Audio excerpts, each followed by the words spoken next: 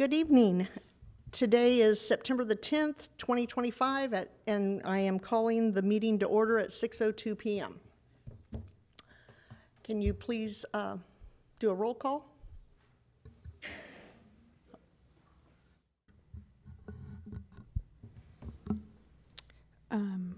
Board Member Woods? Here. Board Member Bailey? Here. Board Member Martin? Here. Chairman Hatcher? Here. Board Member Burke? Here. And Board Member Velasco is absent. Thank you very much. Next, if everyone would join me in standing for the Pledge of Allegiance. I pledge allegiance to the flag of the United States of America and to the republic for which it stands, one nation, under God, indivisible, with liberty and justice for all. Thank you. Do we have any personal appearances this evening? Seeing none, I'm going to move on to the consent agenda for the approval of the minutes from June the 11th, 2025. If everyone's had an opportunity to review those, are there any changes? Okay. Hearing none, do I have a motion to approve the minutes? Thank you.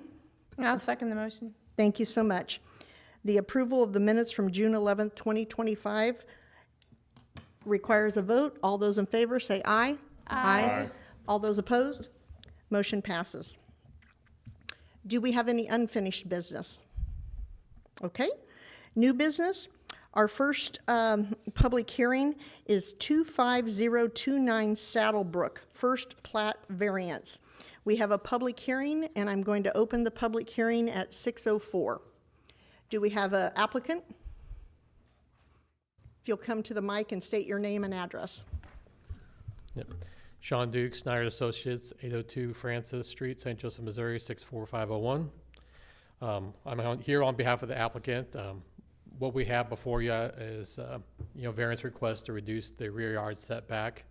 The purpose for this variance request, we're kind of hinged in on a couple of tight spots on this property. We have a roadway on our south side. The north side of this plat is a creek. Because of that, it limits the depth we can have on these lots. So when we originally came forward with this plat, we designed the lots to be 120 feet deep. It fit right in there just barely. We had a 30-foot landscape buffer the city required along Hubach Hill. So we had that with 30 feet plus those 120-foot deep lots. It was going to require us to build a smaller house than maybe we wanted to at the time, but it was something we thought we could do. In that time, it's been several years since we started that. The road's now being built. We're getting there. We have the lots have been sold to a home builder who wants to build a larger house. He has a project that people are desiring that's a larger house than what we originally were going to be forced to put on that.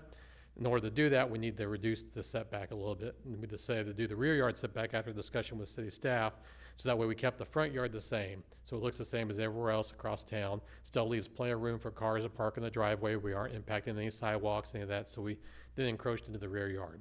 An advantage to encroaching in the rear yard in these lots is both these lots back up to natural green space that will always be natural green space. On the south lots, they back up to that 30-foot landscape buffer, will always be a landscape buffer. Has trees and area there. It's going to be open area for them to use as well. And on the north side is that creek, which is always going to be that creek. We aren't going to fill that area in. They're just going to be there. So they're going to essentially look like they have larger lots than probably anybody would realize unless they're looking at the property lines. So these are going to look like probably really nice lots. People are going to have plenty of space. They aren't going to have to maintain as much because their backyards aren't going to be as much grass for them to mow, which is probably the trend we're seeing a lot in housing lately, is having less of that, and some of the maintenance provided stuff. Some of the stuff is still a high priority for some people. They don't want to have that much to deal with, but that's, they can if they want to. But we've kind of stuck with those two natural, we can't move Hubach Hill, we can't move the creek, so we're kind of stuck there, and that's this amount of space. And at this point now, we have the road built. Can't really remove the road real easily without a lot of cost. So that's why we're requesting this variance to reduce that rear yard setback so we can build these a little bit deeper, bigger houses on these lots. Okay. I'd be happy, or I guess. Well, we'll let staff do their report, and then we'll ask. Questions, so. Yeah, we'll answer questions then. Thank you. Okay, thank you. Staff report? All right, good evening, members of the board. Before you this evening is a planning application for a variance of development standard for Saddlebrook First Plat. In 2021, the property was zoned R1P. Following that rezoning, The property had an approved preliminary plat in June of 2023, and then following that, a few months later, in 2023, the first plat of the Saddlebrook subdivision was approved.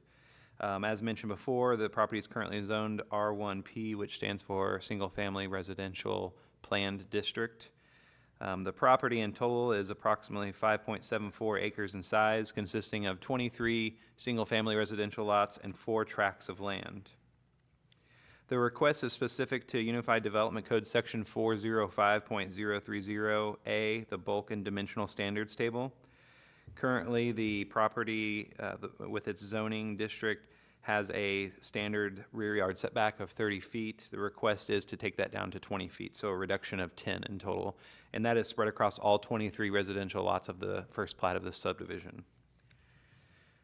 So a builder is purchasing these lots and would like to build on the platted subdivision, but needs an additional 10 feet of space toward the rear property lines of each lot to fit their designed homes. As shown in the provided exhibit with the staff report, due to the established right-of-way of Hubach Hill Road, the 30-foot wide landscape buffer along that north side of the road, which is a requirement of the UDC, the need for the new public street, country court down the middle of the first plat to provide access to the homes, and the existing floodplain that is directly north of the first plat, replatting the lots to make them deeper is not practically feasible. This subdivision plat is originally designed by the current property owner, who intends to sell it to the applicant, who will build on the lots if approved. The applicant was not involved with the project at the time it went through the approval process, thus knowing the homes were not going to fit at the time was not really foreseen.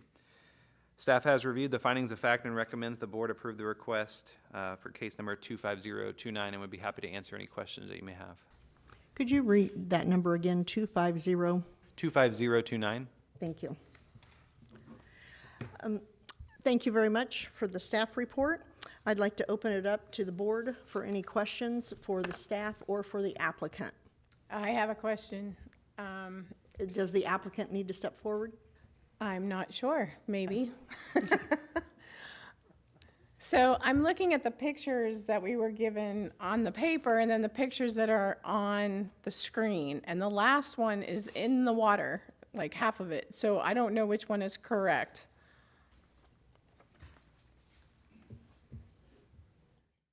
Because I don't know how you can fit a house in there.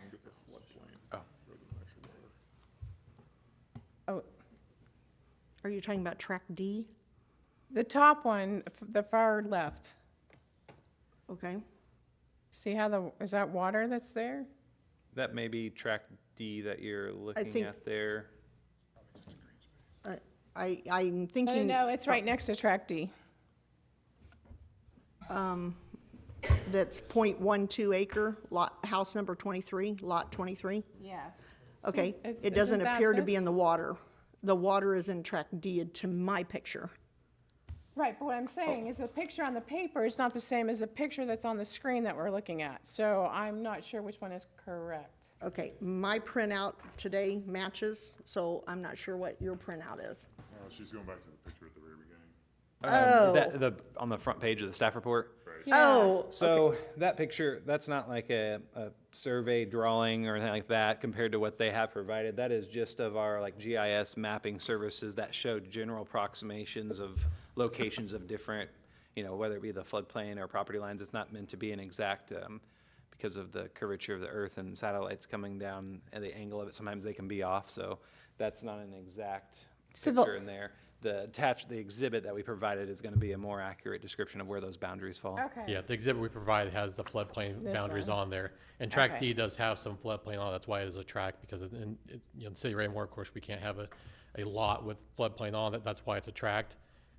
Someday, maybe if it got really of interest, someone could remove the floodplain, go through the FEMA process, get rid of that off that tract, and maybe try to build a very unusually shaped house in that tract. I just wanted to make sure. Probably not. I Yeah, don't know. with the flood concerns in other parts of the city, I just wanted to make sure before people are No. building no, that we don't go through that again. Yep, no, we were very well aware of the process, and we went through that, made sure that when we did the plat originally, make sure none of the lots had any floodplain on them. Okay, great. So, Thank you. thank you. I do have a question for city staff. Looking at this plat, it looks like the setbacks on the side yards are 5 feet. Is that normal? I thought it was like a 10-foot setback typically. There is, under the standard R1 zoning designation, a little bit more of a side yard setback. When this project went through its approval process, that was one of the requests. Its zoning designation is the R1P plan district, so that was likely a request that they had made to get that further reduction in that setback. So you'd have a 5-foot building setback from the property line and then approximately 10 feet between the structures. Right. So that's an R1P versus an R1. Correct. Okay. Yeah. Okay. So just to clarify, we've got 10 feet between the houses. Yes. Okay. 5-foot property line. I have a question. What was the square footage of the proposed homes when this was first platted? I think we were looking somewhere around, I think they were around 1,500, 12 to 1,500? 14 to 1,500 Okay. square foot. And what is it now? Most of them, I think, are around 18 to 2,000. I'd have to look at the house plans again, but they were 18 to 2,000. They were a little bit, originally, when we also looked at some of the original, we were looking for multi-story houses. And the developer is looking to do more of a single floor Okay, house plan, which is kind of, gets to be a deeper house.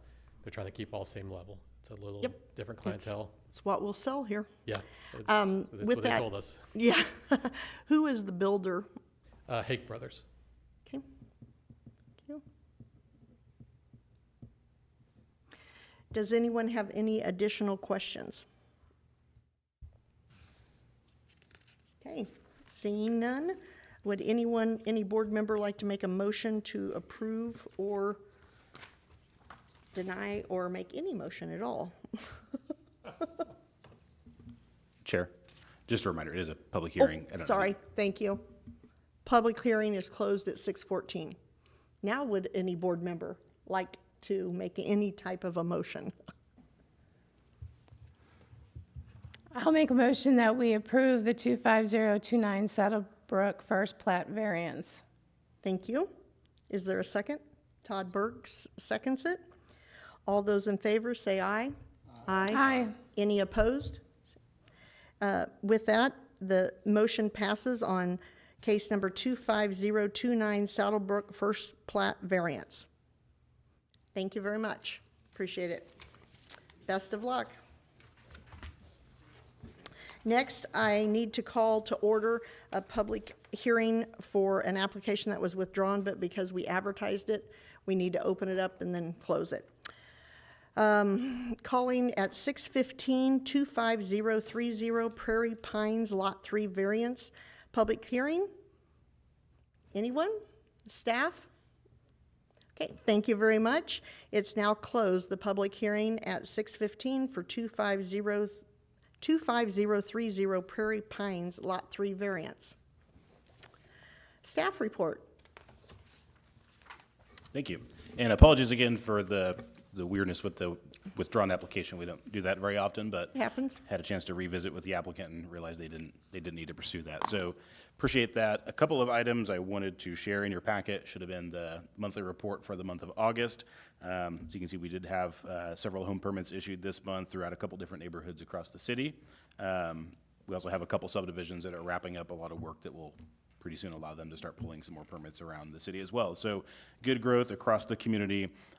Regarding our upcoming meetings, we have had a few applications filed here in the last couple of weeks, which would necessitate a meeting on October 8th. And so staff will follow up with a meeting invite for that. However, as you all may or may not know, our alternate, Ms. Velasco, she's actually moved out of the city since she was appointed to the board. It has indicated that she no longer has an ability to serve.